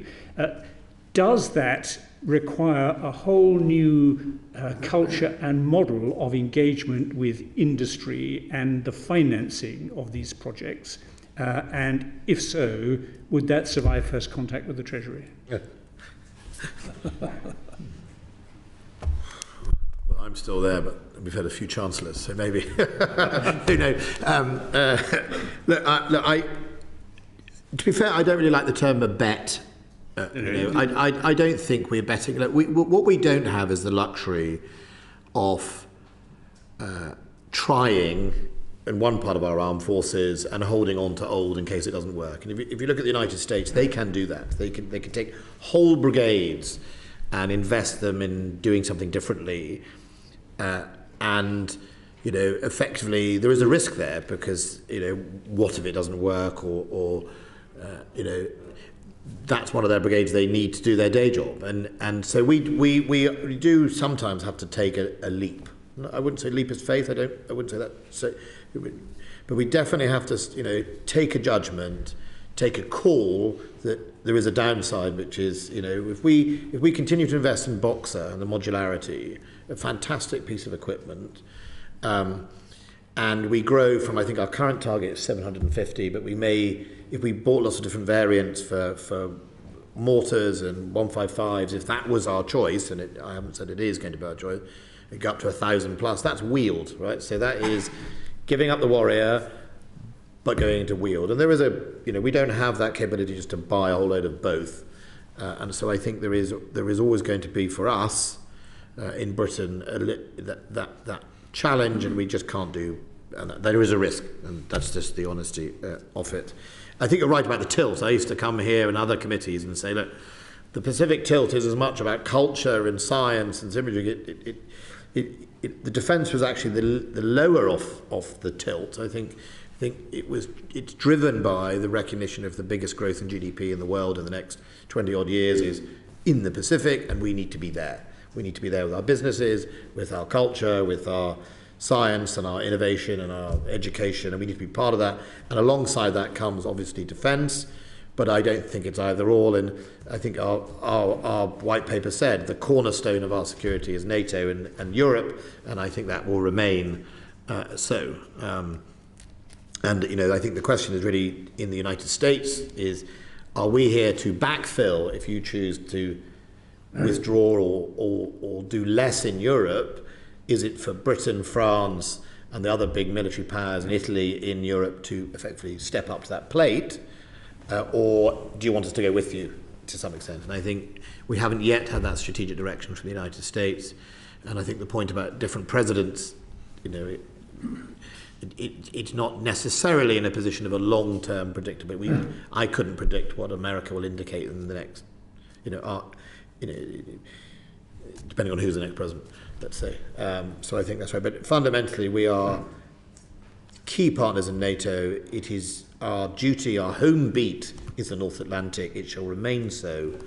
Of course, we'll want to invest in the Pacific. We'll also want to design our forces so that if we do go to the Pacific, they are interoperable with Australia and the United States, which is why AUKUS is so important in the submarine capabilities. And I'm confident that part of our force could do that. We've just had some typhoons in Australia practicing. So the key is options, but ultimately, taking a lead in NATO, being one of the key framework countries in NATO, is our home beat and is our day job. But the question of an innovative financial model with industry to match the innovation in science and technology. Yes, but I mean, I've heard this for years. I mean, a bit like, I used to work in Kinetic, right, for a few years. Ultimately, it requires a customer to indicate they want to buy it. So I remember the UCAV, which was an extraordinary capability, developed an unmanned combat air vehicle called Tyrannus, I think it was its name.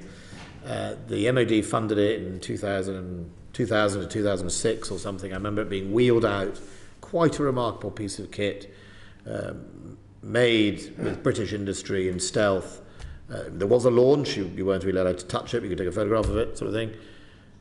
And then nothing happened, because the Air Force didn't say, actually, we should have that.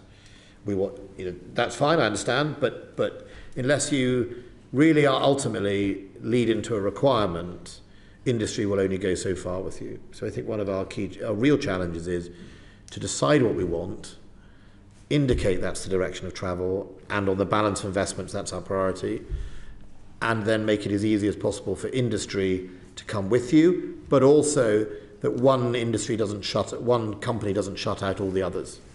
The dominance of the primes, they take the risk, they would say, but they can be very selective about who they choose to bring with you. And I think that is the real direction. So I think I would love a long-term budget that goes beyond me, beyond my successors, beyond our governments, and then we can make those decisions. But in UAVs, we're still there. I don't know how many autonomous projects are across the three services. I mean, they'll be in the double figures, I suspect. Instead of someone saying, stop, let's just put it in one place. Thank you. Thank you, and I hope we have time for Lord Alton and Lord Boating. David. Thank you, Lord Chair. Can I take you back to the answer you gave to Baroness Fall earlier on about the rebuilding of Ukraine, the enormity of what has happened there? And you said there needed to be a new Marshall Aid programme, and I think we would all agree with you. Given that some $300 billion of assets have been frozen, why can't we confiscate those assets and use those and utilise them for the rebuilding and the equipping of Ukraine in the months and years that lie ahead? And in terms of holding people to account, Putin in particular, you'll have seen the New Line Centre and the Raoul Wallenberg Centre's recent report on the potential for a case of genocide to be brought against Putin for his pronounced aim of eradicating Ukrainian identity and people. But even if that isn't provable, the Geneva Convention guards against the targeting of civilian populations, and we've seen mass graves at Mariupol, at Bucha and elsewhere. What are we doing to ensure that there is proper accountability for these terrible crimes against humanity?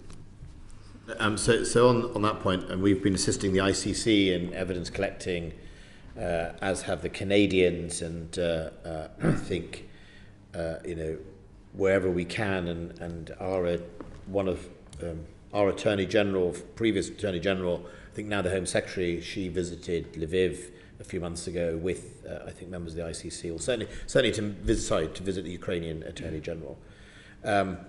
And I think we're in the process of collecting evidence alongside many of our international partners, and we'll do anything we can to support the ICC.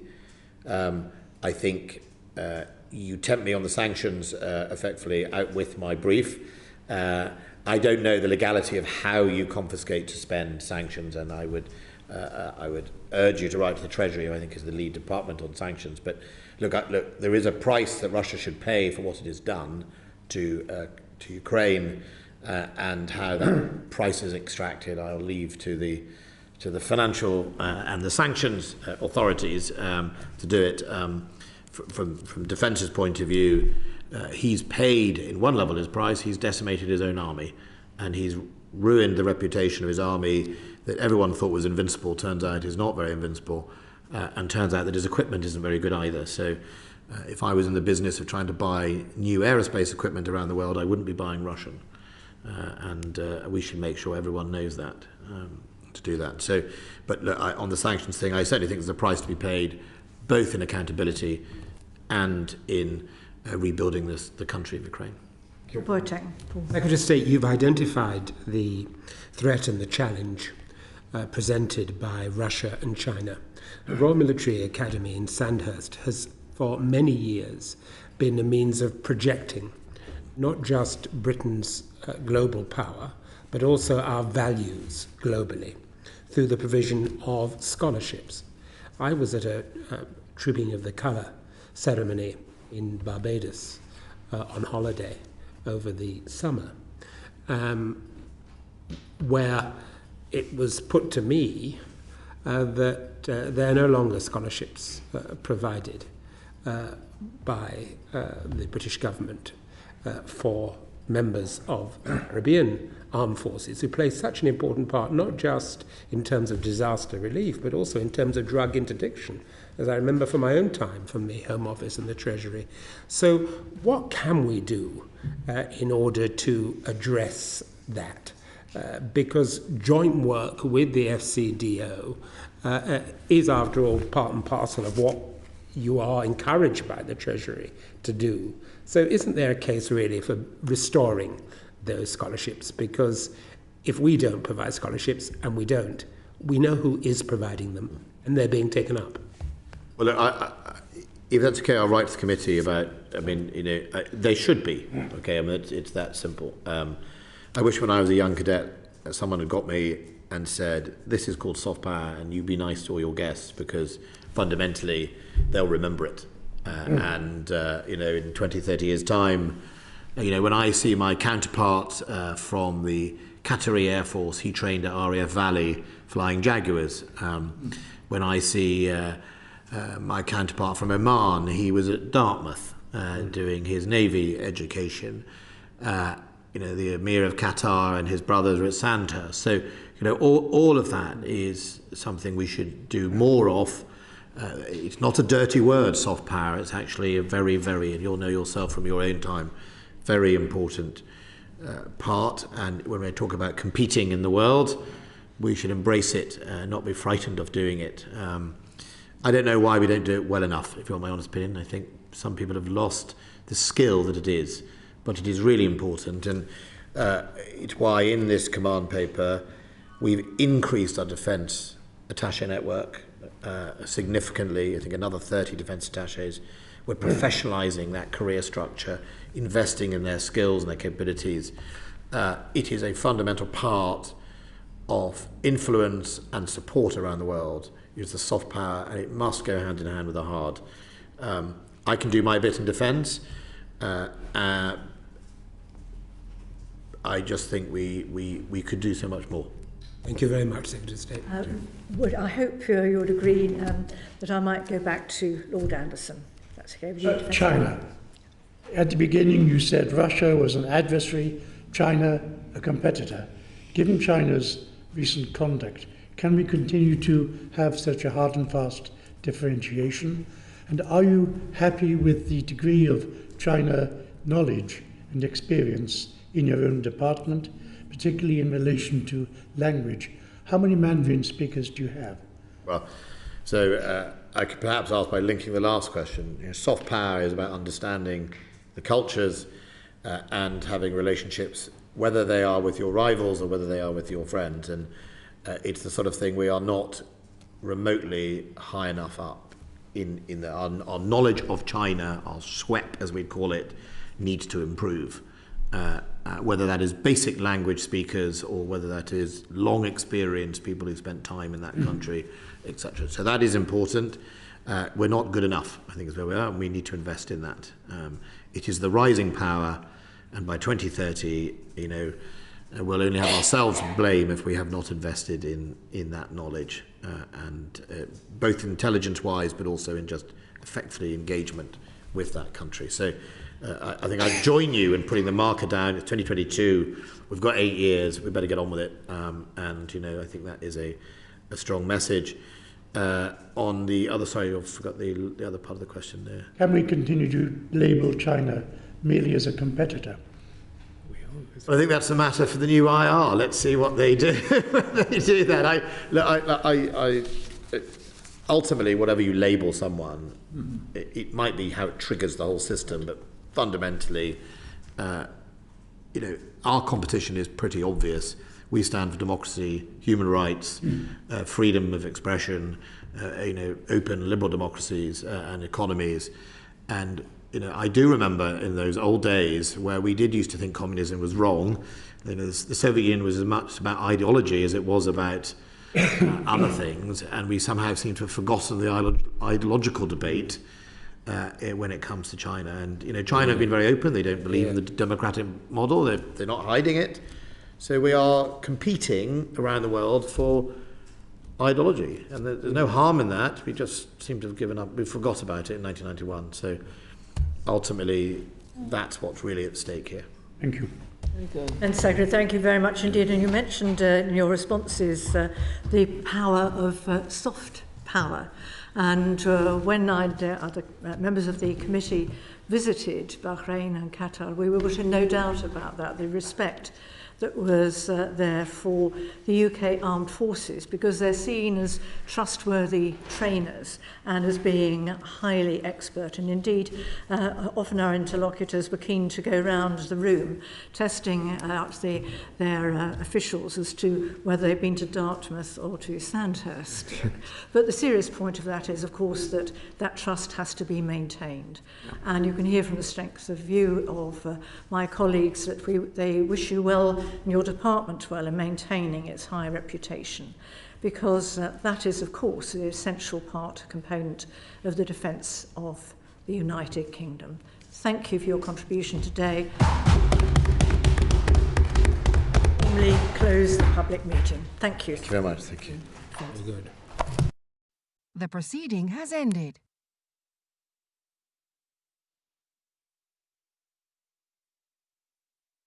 The proceeding has ended.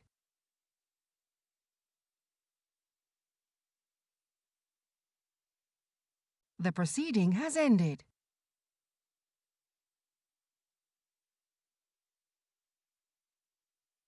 The proceeding has ended.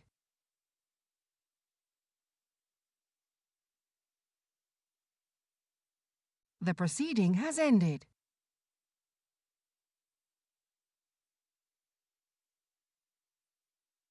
The proceeding has ended.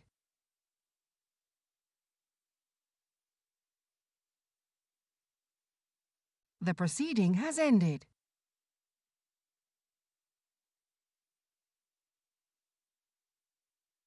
The proceeding has ended.